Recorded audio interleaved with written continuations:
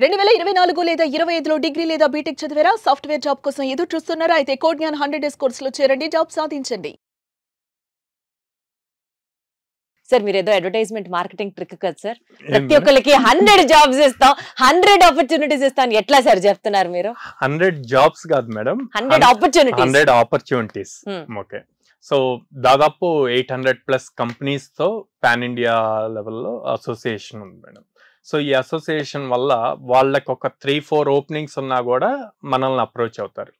అది ఫస్ట్. అయితే సెకండ్, మన దగ్గర ఆల్రెడీ వాళ్ళ కంపెనీస్ లో మన దగ్గర ట్రైన్ అయ్యి వర్క్ చేస్తున్న వాళ్ళు ఉన్నారు.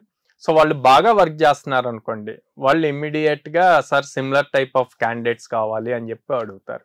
సో ఇట్లాగా క్వాలిటీ మెయింటైన్ చేస్తున్నాం కాబట్టి మాకు అన్ని అసోసియేషన్స్ ఉన్నాయి అండ్ అన్ని ఆపర్చునిటీస్ ఇవ్వగలుగుతున్నాం ఒక స్టూడెంట్ కి.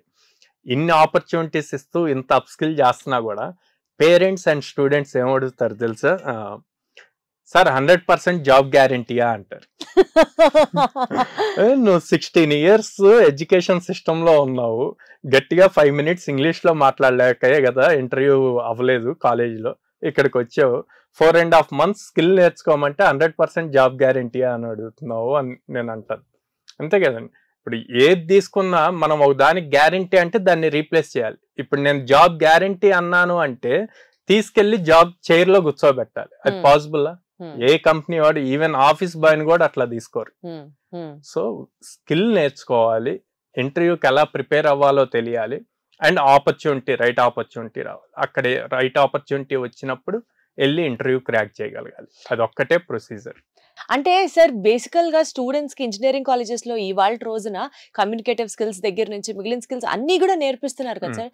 Do you still feel there is a vacancy or scope for Codegnan sir? Not only for Codegnan, ఇంకా వేరే ఇంకో 100 ఇన్స్టిట్యూట్స్ రావచ్చు. మార్కెట్ అంత రిక్వైర్మెంట్ ఉంది. సో ఎందుకో చెప్తాను డిఫరెన్స్. కాలేజెస్ లో క్యాంపస్ ప్లేస్మెంట్ వస్తే వాళ్ళు ఆ కంపెనీస్ వాళ్ళు బల్క్ హైరింగ్ జరుగుతుంది, వాళ్ళ దగ్గర ఉన్న ప్రాజెక్ట్ ని బేస్ చేసి ఆ కాలేజ్ లో తీసుకెళ్తారు. అండ్ అన్ని కాలేజెస్ లోనూ టాప్ కంపెనీస్ రావు, మీరు అబ్జర్వ్ చేస్తే. సో ఒక్కసారి కాలేజ్ పాస్ అవుట్ అయ్యి బయటికి వచ్చాక వీళ్ళు కొన్ని ల్యాక్స్ ఆఫ్ స్టూడెంట్స్ తో కాంపీట్ అవ్వాలి. అలా అయ్యేటప్పుడు వాళ్ళని ప్రాపర్ స్కిల్ అన్ని టెస్ట్ చేస్తారనమాట. సో ఇలా టెస్ట్ చేసేటప్పుడే కోడ్‌జ్ఞాన్ లాంటి ఇన్స్టిట్యూట్స్ అవసరం అవుతాయి. సో వీళ్ళకి ప్రాపర్ స్కిల్ నేర్పించాలి. At the same time communication skills are most important. మా దగ్గర చాలా మంది స్టూడెంట్స్ ప్లేస్ అయిన వాళ్ళు టెక్నికల్ స్కిల్స్ తక్కువ ఉన్నా కమ్యూనికేషన్ స్కిల్స్ ఉండటం వల్ల హైర్ చేసేసారు ఇమ్మీడియట్ గా. ఏంటి రీజన్ అంటే ప్రతి ప్రాజెక్ట్ లోనూ క్లయింట్ తో మాట్లాడే వాళ్ళు ఉండాలి, క్లయింట్ ప్రాపర్ గా ఎక్స్ప్లెయిన్ చేయగలిగే వాళ్ళు ఉండాలి. అలా ప్రాపర్ ఎక్స్ప్లెనేషన్ చేయాలి అంటే కమ్యూనికేషన్ స్కిల్స్ లో స్ట్రాంగ్ ఉండాలి. సో అందుకే టెక్నికల్ స్కిల్ తక్కువ ఉన్నా సరే కమ్యూనికేషన్ స్కిల్స్ బాగున్నాయి అని చెప్పి తీసుకున్న డేస్ చాలా ఉన్నాయి అన్నమాట. సో అది కాకుండా మళ్ళీ యాప్టిట్యూడ్ రీజనింగ్, లాజికల్ థింకింగ్ అన్నది చాలా ఇంపార్టెంట్. కంపెనీస్ ఎక్కువ ప్యాకేజెస్ ఇవ్వాలి అంటే అది బాగా స్ట్రెస్ చేసి చెక్ చేస్తాయి ఇంటర్వ్యూ టైంలో. లాజికల్ గా తిని ఎంత స్ట్రాంగ్ ఉన్నాడు, ఎన్ని డిఫరెంట్ వేస్ లో రాయగలుగుతాడు అన్నది బాగా చెక్ చేస్తాయి అన్నమాట. సో ఈ స్కిల్స్ అన్ని కూడా కాలేజెస్ లో ఒక లెవెల్ వరకే ఇస్తారండి. ఓకే, ఇప్పుడు మేము ఏదైతే టీచ్ చేస్తున్నామో ఫుల్ స్టాక్ అని చెప్పి కాలేజ్ కి మాకు డిఫరెన్స్ ఉంటుంది, same subjects.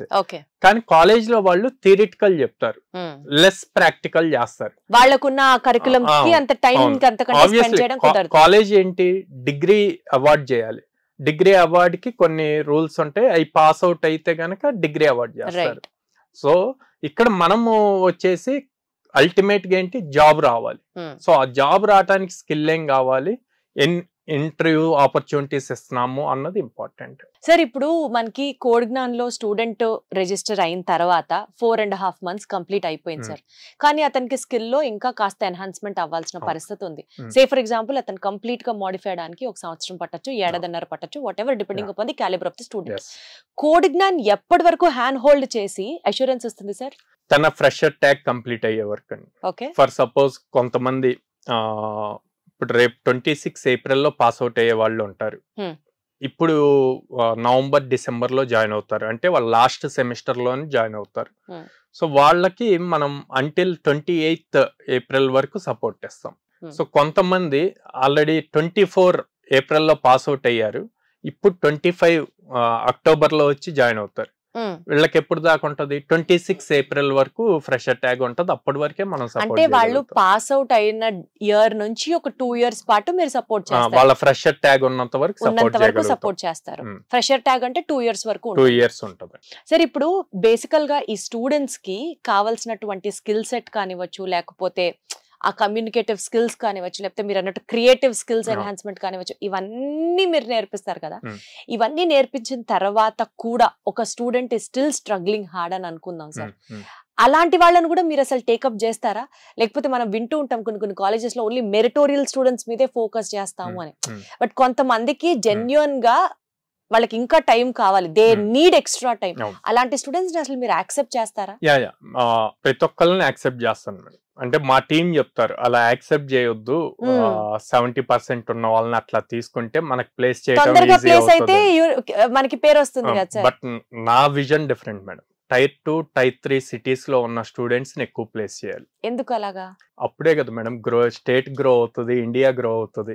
Sir sir, ultimate గా మీరు కూడా బిజినెస్ కదా చేస్తున్నారు అన్నది అంటే బిజినెస్ ఓకే, మనీ వస్తాయి మేడం. అల్టిమేట్ గా మనకి స్టూడెంట్ ప్లేస్ అయితే ఆ జాబ్ సాటిస్ఫాక్షన్ డిఫరెంట్. ఇప్పుడు మెరిట్ ఉన్న స్టూడెంట్ మన దగ్గర మనం జస్ట్ ట్రైనింగ్ ఇచ్చినా వాడు అట్లా ప్లేస్ అవుతాడు. కానీ ఈ Tier 2, Tier 3 సిటీస్ లో చదివిన స్టూడెంట్స్ తీసుకుంటే వాళ్ళకి ఆ జీల్ ఉంటది, నేను సాఫ్ట్వేర్ జాబ్ తెచ్చుకోవాలి అన్నది ఉంటది. కానీ ప్రాపర్ గైడెన్స్ లేక వాళ్ళకి ఎలా వెళ్ళాలి, ఎలా అప్రోచ్ అవ్వాలి అన్నది తెలియక ఆగిపోతున్నారు. సో అలాంటి వాళ్ళని గనక మనం గైడ్ చేస్తే నెక్స్ట్ లెవెల్ ఆఫ్ రిజల్ట్స్ ఉంటాయి అన్నమాట. స్టార్ట్అప్స్ కూడా అక్కడి నుంచి ఎక్కువ వస్తాయి మేడం. కాదు సార్, మా యూనివర్సిటీలో చేరండి, మా ఇన్స్టిట్యూట్ లో చేరండి అని అనేవాళ్ళని చూసాం, కానీ స్టూడెంట్స్ ని, పేరెంట్స్ ని ఎడ్యుకేట్ చేయాలి, అవేర్నెస్ కల్పించాలి అని మాట్లాడేది ప్రాబబుల్లీ నేను అసలు కొంతమందినే చూసుంటాను, వారిలో మీరు ఒకరనే చెప్పాలి. అవును మేడం, అట్లా చేస్తేనే అల్టిమేట్ రిజల్ట్ ఉంటుంది. ఇప్పుడు సింపుల్ 10th అయ్యాక ఇంటర్ జాయిన్ చేయడానికి కనీసం 10-15 మెంబర్స్ని అడుగుతారు. ఈవెన్ మనం చైతన్య నారాయణ అన్న దాంట్లో చైతన్యలో ఈ బ్రాంచ్లో జాయిన్ చేయాలనుకుంటున్నా కరెక్టేనా అని చెప్పి కూడా డిస్కషన్స్ వస్తున్నాయి ఇప్పుడు. అట్లాగే ఇంటర్ అయిపోయాక NIT జాయిన్ చేయాలన్నా, లేకపోతే వేరే కాలేజెస్ వాళ్ళ ర్యాంక్స్ బేస్ చేసి జాయిన్ చేయాలన్నా కనీసం 10 మెంబర్స్ని అడుగు. జాయిన్ చేశాక ఇంకా అసలు పట్టించుకోవట్లేదు. అసలు స్టూడెంట్ కాలేజ్లో ఏం చేస్తున్నా ఒక్క పేరెంట్ వెళ్ళి కూడా మా వాడు ఏం చేస్తున్నాడు అన్న అట్లా. ఇప్పుడు మీ కాలేజెస్లో పేరెంట్ టీచర్ మీటింగ్ ఉంటుంది, ఇంజనీరింగ్ కాలేజెస్లో అవి ఉండవు. సో దాంతో వీళ్ళు అసలు అలర్ట్ ఉండట్లేదు. సో అక్కడ ఎక్కువ ప్రాబ్లం క్రియేట్ అవుతుంది అన్నది నా అనాలిసిస్లో ఫైండ్ అవుట్ చేసింది. సో అందుకని ముందు వాళ్ళకి అవేర్నెస్ క్రియేట్ చేయాలి, పేరెంట్స్కి అవేర్నెస్ క్రియేట్ చేయాలి. చేస్తే అప్పుడు ఆటోమేటిక్గా అన్నీ స్ట్రైట్ అవుతాయి.